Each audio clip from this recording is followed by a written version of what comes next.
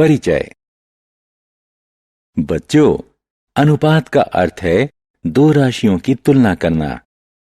एक टोकरी में दो तरह के फल हैं, 20 केले और 30 सेब। तो केलों की संख्या का सेब की संख्या की तुलना में अनुपात है 20:30। केलों की संख्या सेबों की संख्या का 2/3 है, जिसे कहेंगे 2:3। उद्देश्य। इस पाठ के अंत में आप निम्न करने में सक्षम हो जाएंगे: ब्याज की परिभाषा बताना, छूट की गणना और चक्रवृद्धि ब्याज ज्ञात करना, बिक्री कर और मूल्य संवर्धित यानी वैट कर की गणना करना, वार्षिक और छमाही चक्रवृद्धि ब्याज की गणना के लिए चक्रवृद्धि ब्याज का सूत्र लगाना।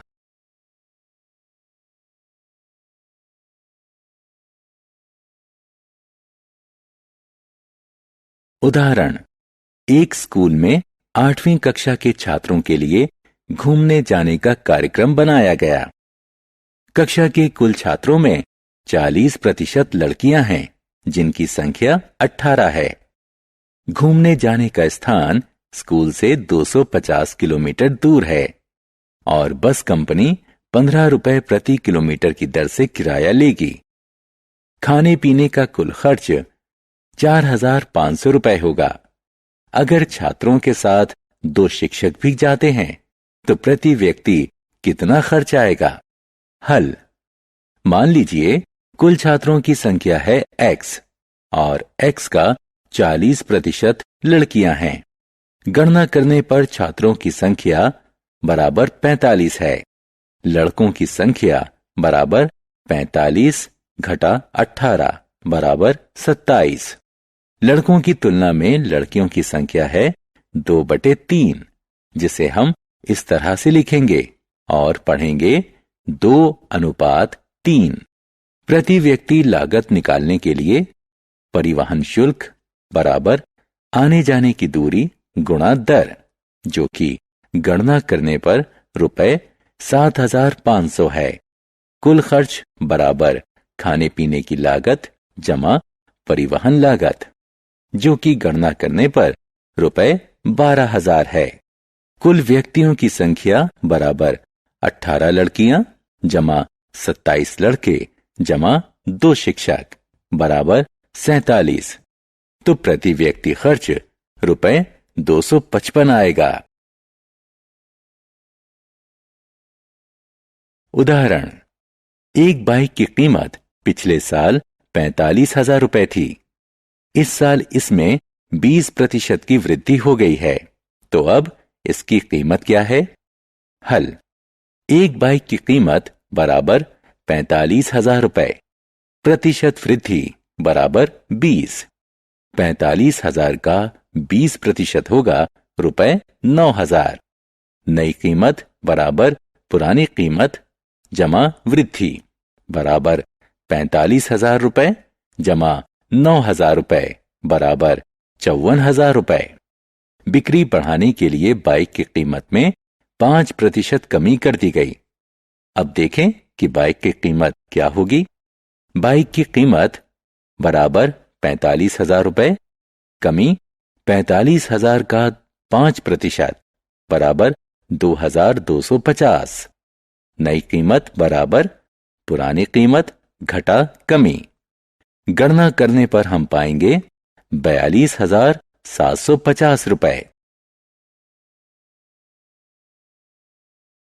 छूट का पता लगाना। किसी भी वस्तु पर लिखी कीमत MRP पर दी गई कटौती छूट कहलाती है। छूट बराबर लिखी कीमत घटा बिक्री कीमत। प्रतिशत में अनुमान लगाना। किसी दुकान पर आपका बिल है 498 रुपए 20 पैसे और दुकानदार आपको 10% की छूट देता है, तो आप कैसे अनुमान लगाएंगे कि आपको कितना भुगतान करना है? बिल को 498.20 रुपए के निकटतम दशांक यानी 500 पर ले आएं। अब इसका 10% निकालें, यानी रुपए 10/100 गुणा 500 बराबर 50। इसका अर्थ हुआ कि आपकी बिल राशि 50 रुपए कम यानी 450 रुपए के करीब होगी। क्रय और विक्रय से संबंधित कीमतें, लाभ और हानि।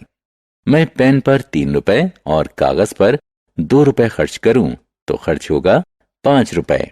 ये मुझे 3 रुपए का लाभ देगा, जो है 30%।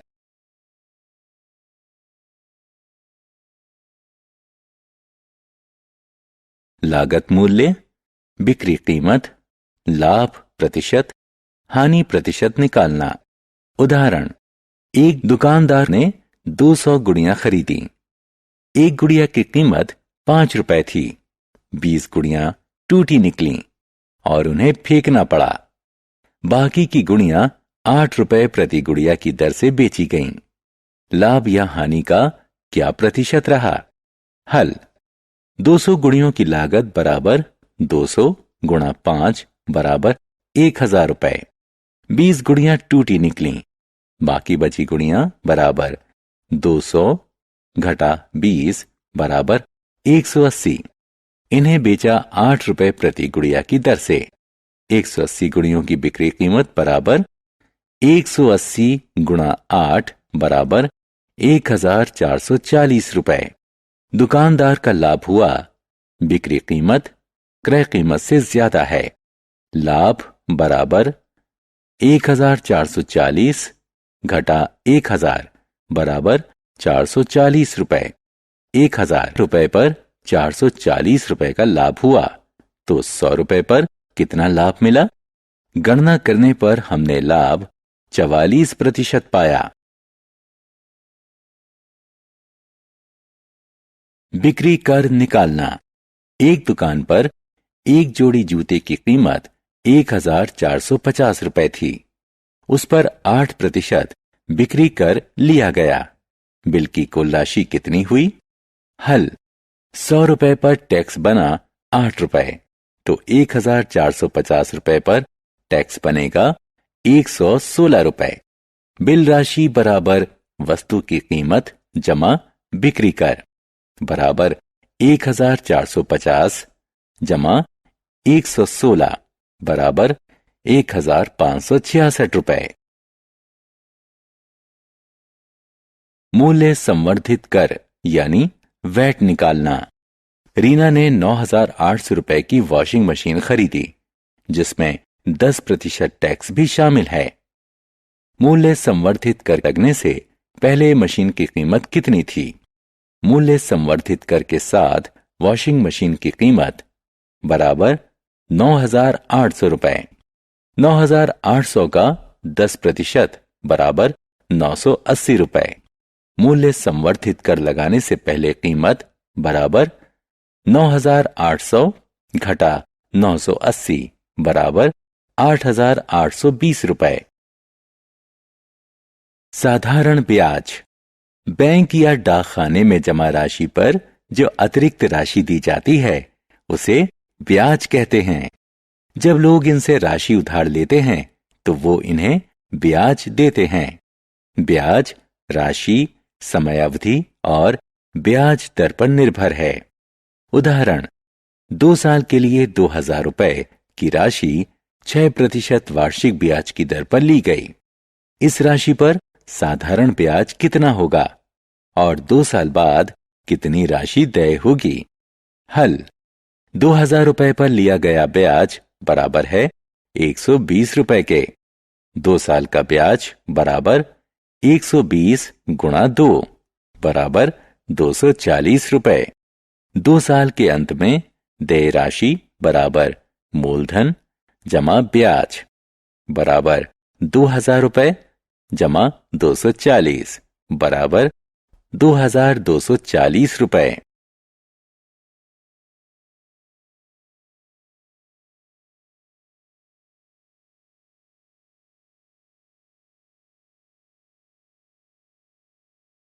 चक्रवृद्धि ब्याज।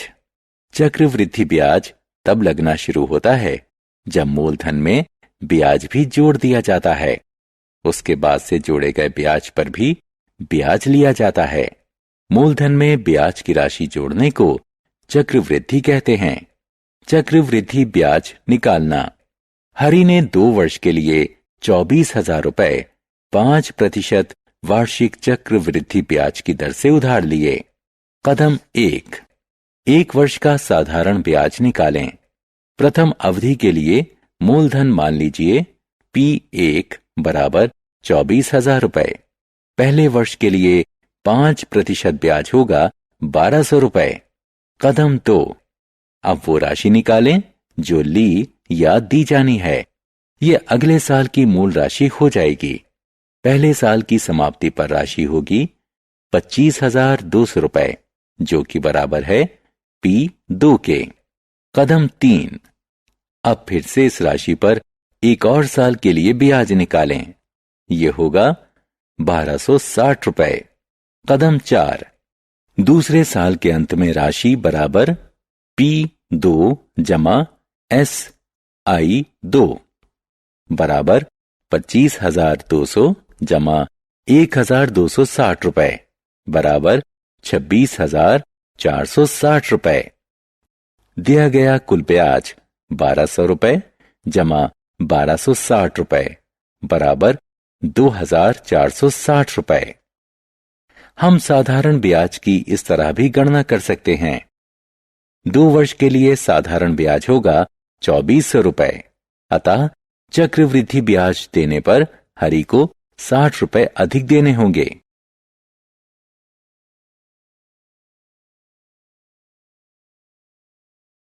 वार्षिक या छमाही चक्रवृद्धि दर। जिस समय अवधि के बाद ब्याज को नया मूलधन बनाने के लिए जोड़ा जाता है उसे परिवर्तन अवधि कहते हैं। जब ब्याज को छमाही आधार पर संयोजित किया जाता है तो साल में हर छमाही के बाद 2 परिवर्तन अवधि होती हैं। ऐसी स्थिति में छमाही की दर वार्षिक दर से आधी होगी। क्योंकि ब्याज का संयोजन तिमाही के आधार पर होता है, इसलिए एक साल में 4 परिवर्तन अवधि होंगी और तिमाही दर वार्षिक दर का 1/4 होगी।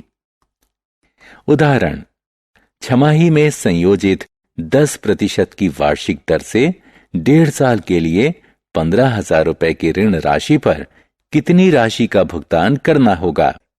हल, 2 साल में 3 छमाही पड़ेंगी, इसलिए संयोजन 3 बार होगा। ब्याज की दर बराबर 10% का आधा बराबर 5% छमाही।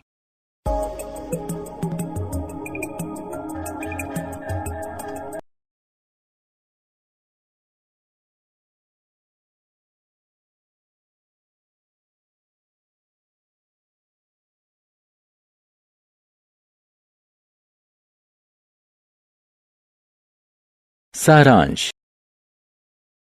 आइए हमने जो कुछ सीखा है उसे संक्षेप में दोहराएं। छूट लिखित कीमत पर दी जाने वाली कटौती होती है। छूट बराबर लिखित कीमत घटा बिक्री कीमत। छूट प्रतिशत दी जाने पर छूट की गणना की जा सकती है। छूट बराबर लिखित कीमत पर छूट प्रतिशत। कोई वस्तु खरीदे जाने के बाद लागत में जोड़ा जाने वाला अतिरिक्त खर्च ऊपरी व्यय कहलाता है। लागत कीमत बराबर खरीद कीमत जमा ऊपरी व्यय। कोई भी वस्तु बेचे जाने पर सरकार बिक्री कर वसूलती है, जिसे बिल राशि में जोड़ा जाता है। बिक्री कर बराबर बिल राशि का कर प्रतिशत। विगत वर्ष की राशि A बराबर P जमा I पर लिया गया ब्याज चक्रवृद्धि ब्याज कहलाता है।